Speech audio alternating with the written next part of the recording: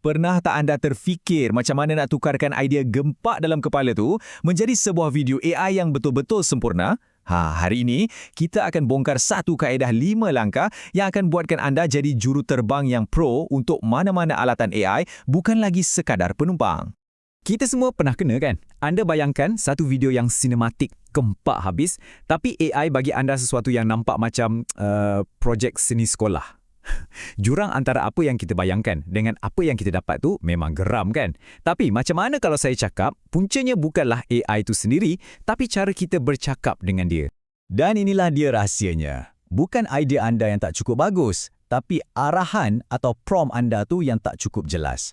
Bagi prompt yang padu ni, dia ada seni dan sainsnya tersendiri. Ia satu kemahiran yang kita boleh asah dan hari ni kita akan jadi pakar dalam seni ni. Sama-sama. Jadi, macam mana caranya? Okey, jom kita kenal. Kaedah gesaan 5 langkah. Anggap je ni macam pelan tindakan anda. Daripada satu idea yang kabur kepada satu hasil yang tajam dan memang mengagumkan. Jom kita tengok.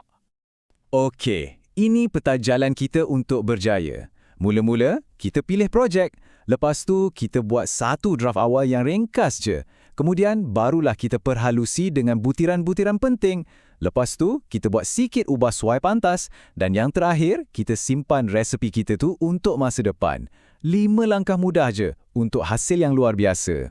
Teori saja tak cukup kan? Jom kita tengok macam mana kaedah ni berfungsi dalam dunia nyata.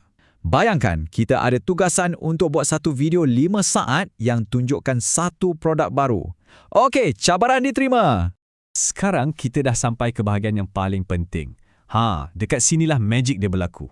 Tengok betul-betul macam mana kita akan ubah satu baris arahan yang simple menjadi satu set arahan yang padu gila, yang boleh hasilkan video yang sebiji macam apa yang kita bayangkan. Langkah pertama, kita mula dengan arahan yang ringkas dan mudah. Anggap jenis draft pertama kita. Arahan ni beritahu AI apa yang kita nak, tapi dia tak beritahu macam mana. Perkataan macam neutral dan berputar ni terlalu umum untuk AI. Dia buka banyak sangat ruang untuk AI tu buat tekanan sendiri. Dan inilah dia hasilnya. Tengok perbezaan dekat slide ni. Sebelah kiri, arahan kita yang agak kabur tadi. Sebelah kanan, arahan yang dah dipertajamkan. Kita tak minta lagi latar belakang neutral. Kita minta putih. Kita tak cakap berputar je. Kita cakap berputar perlahan. Siap kita tentukan lagi tempo fade in dan juga volume music. Setiap butiran ni, ia adalah arahan yang jelas untuk AI. Inilah detik ahak yang sebenar. Jadi, jom kita pecahkan sikit. Perubahan daripada berputar kepada berputar perlahan, latar belakang neutral kepada latar belakang putih, dan kita tambah pula butiran masa serta audio. Setiap satu benda ni ibarat kita bagi AI tu kanta yang lebih jelas untuk tengok visi kita. Makin spesifik kita, makin kuranglah ruang untuk AI tu meneka. Okey, kita dah ada draft yang mantap. Sekarang, tiba masanya untuk proses menggilap, nak bagi polish. Fasa ni adalah tentang buat perubahan-perubahan kecil yang bagi impak besar, yang ubah sesuatu yang okey menjadi sesuatu yang wow.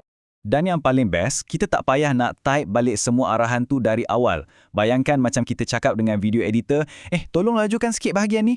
Proses ubah suai ni memang pantas dan efisien. Tengok betapa mudahnya arahan ni. Tingkatkan kelajuan putaran sebanyak 10%. Rendahkan kelantangan muzik kepada 10%. Panjangkan kesan pudar masuk kepada 2 saat. Setiap satu arahan ni ringkas je, tapi bagi kita kawalan yang sangat jitu ke atas hasil akhir. Inilah yang kita panggil kecekapan.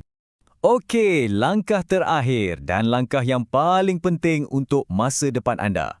Bila anda dah cipta satu prompt yang memang menjadi, jangan buang, simpan. Anggap ia sebagai resepi rahsia anda.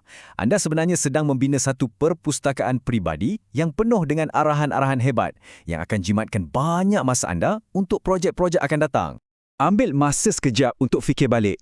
Tanya diri sendiri, apa yang betul-betul menjadi dalam arahan ni? Bahagian mana yang aku boleh ubah sikit untuk projek lain? Proses ni bukan sekadar simpan teks, tapi ia tentang faham kenapa ia berkesan. Inilah caranya anda berubah dari seorang pengguna biasa kepada seorang pakar.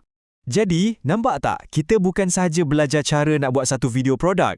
Apa yang kita baru bina tadi ialah satu aliran kerja yang baru. Satu kuasa besar kreatif yang anda boleh guna untuk apa sahaja. Daripada video muzik sampailah ke filem pendek. Jadi, apa intipati utama yang anda perlu bawa balik hari ini? Ia adalah kitaran 3 langkah yang sangat berkuasa ni. Uji, perhalusi dan ubah suai. Amalkan kitaran ni berulang kali dan anda akan nampak perbezaan yang ketara antara hasil yang biasa-biasa dengan hasil yang menakjubkan. Kaedah ni sekarang dah jadi milik anda.